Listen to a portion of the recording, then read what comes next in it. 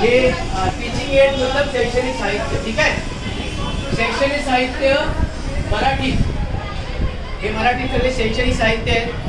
जेव्हा मी तुम्हाला शिकवतो व्याकरण शिकवतो, या व्याकरणाचे टीचिंग एड आहे, ठीक आहे.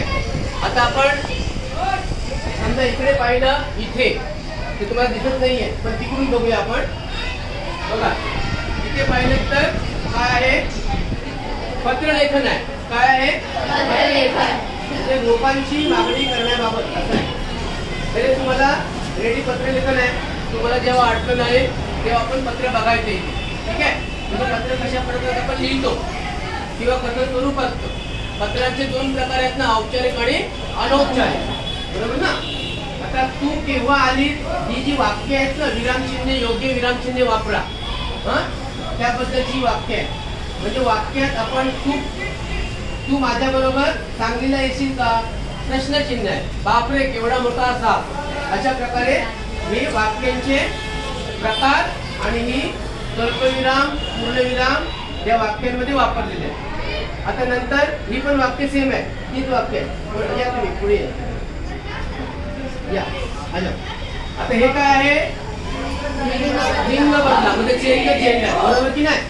पिता माता, मित्र मैत्रीण, अशा प्रकारे सगळं आहे. मुलगा म्हणजे इथे तुम्हाला कळतं.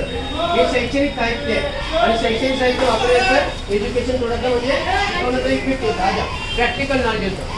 आता इथे ही खुशखबर वाचन प्रेमींसाठी पुस्तकाचे भव्य प्रदर्शन घडवलेले आहे. प्रदर्शन म्हणजे काय, एक्झिबिशन, त्याला प्रदर्शन म्हणतो. त्यांनी विषय दिलेला आहे. आता कालावधी कधी आहे, 14 ते 18 ऑक्टोबर पर्यंत. म्हणजे तेव्हा तुम्ही तिथे जायचं. तिथे म्हणजे कुठे, स्थळ कुठे दिले आहे, सरस्वती विद्यालय सभागृह, बरोबर की नाही. तिथे हे पुस्तकांचे भव्य प्रदर्शन आहे. जेवढी तुम्हाला पुस्तकं खरेदी करायची तेवढी ते पुस्तक खरेदी करा. नंतर मग बघा, त्वरा करा. इथे ही जाहिरात कसली आहे, शालेय गणवेश, म्हणजे कपड्यांची जाहिरात आहे.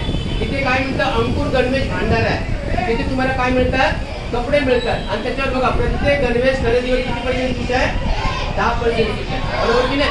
बंद करा.